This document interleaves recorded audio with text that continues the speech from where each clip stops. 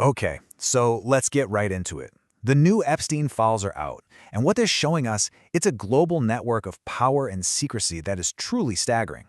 And it all starts in a very, very strange place. So picture this. You walk into a massive 7-story mansion right in the heart of New York City, and this is what greets you. An entire entrance hall just lined with dozens of fake staring eyes. It's a pretty bizarre way to start, right? Yeah, and it doesn't stop there. As you go deeper inside, you see a sculpture of a bride, literally hanging from a rope in the middle of the hall. This isn't just rich people decor. It's designed to be deeply unsettling, almost like something out of a surreal horror movie. So, whose house is this? This was Jeffrey Epstein's house. And here's the crazy part.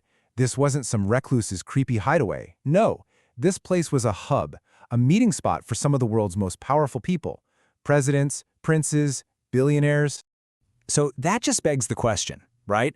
How does a guy like this, a college dropout, a former math teacher, end up with this kind of life? How did he get so powerful, so connected that he seemed completely untouchable? Well, the answers are finally starting to come out thanks to a massive data dump.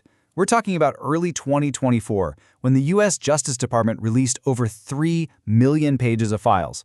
Photos, videos, emails, and that's the basis for everything we're about to dive into.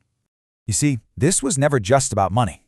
It was about leverage, which brings us to the blackmail blueprint, the alleged method behind all this madness. Okay, to really get how this all worked, you have to understand his so-called business model. And spoiler alert, it wasn't finance, it was influence, allegedly built on a foundation of blackmail. He apparently used the massive fortune of his backer, Leslie Wexner, yeah, the Victoria's Secret guy, to create these perfect traps for the global elite. And the alleged strategy was pretty simple, really, just a 4-step process. Step 1, get the cash, which Wexner provided. Step 2, build the traps, the Manhattan Mansion, that private island. Step 3, record everything with hidden cameras. And finally, Step 4, use those recordings to get power and leverage. And listen, this isn't just a theory. A victim, Maria Farmer, actually testified that she saw a media room in that mansion with monitors showing live feeds from hidden cameras. Her description is just chilling. Toilet, toilet, bed, bed. Surveillance was literally everywhere. Then came the physical proof. During an FBI raid on that same mansion, they found a hidden safe. And what was inside? Locked CDs. Each one reportedly labeled with 2 names, the name of a minor and the name of someone else. I mean, if you're looking for a smoking gun for the blackmail theory, this is it. All right, so with that blueprint in mind, let's look at who actually got caught in this web. The new files have dropped fresh allegations and confirmed some old connections for some of the most famous people on the entire planet. The full list is long, but these 4 names really jump out in this latest document release. Google co-founder Sergey Brin, Elon Musk, the UK's Prince Andrew, and of course, Microsoft founder Bill Gates. And each one has their own story in these files.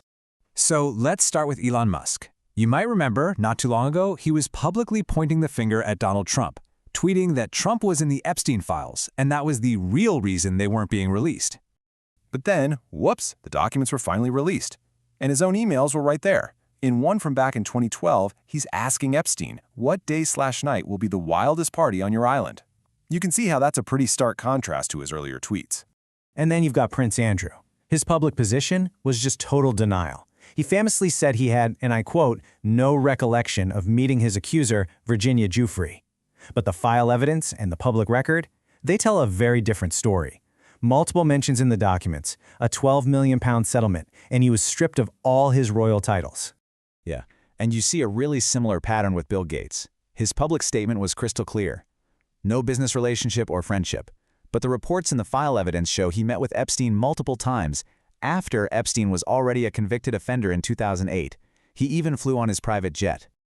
Okay, so beyond the familiar names, these latest files have opened up a completely new chapter. And honestly, it's one that caught a lot of people by surprise. A deep, detailed connection to some of the most powerful figures in India.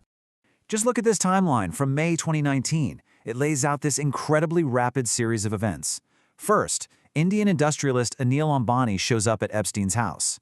Just a few hours later, Epstein is messaging Steve Bannon, yeah, Trump's strategist, about a Modi meeting. By the very next afternoon, Epstein tells Bannon, Modi on board. So let's break that down. The key players here are Anil Ambani, who was allegedly there to get help with White House relations on behalf of Indian leadership. Then there's Hardeep Singh Puri, now a government minister, who had multiple confirmed meetings with Epstein before he took office. And finally, Prime Minister Narendra Modi, who's mentioned indirectly, and whose government has completely dismissed these claims as trashy ruminations. You know, even with these millions of pages, this story is so far from over. In fact, what we don't know might be even more disturbing than what we do. Just think about this number for a second.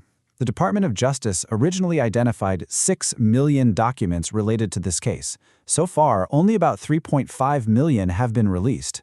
That means roughly 40%, almost half, of the files are still being hidden from the public. What in the world is in them? And then there's the pattern of very mysterious deaths. You have Epstein himself, official cause, suicide. His associate, Jean-Luc Brunel, also an alleged suicide in a Paris jail. And most shockingly, the source material claims that key accuser Virginia Giuffre also died by suicide. All of this leads to the big, unavoidable question that just hangs over this entire scandal. Did Jeffrey Epstein, the man who knew way too much about the world's most powerful people, really commit suicide, or was he silenced? And that brings us to the final and maybe most important thought here. As we look at all these names, all this evidence, all the unanswered questions, we really have to ask ourselves, is this just the story of one incredibly corrupt and evil man?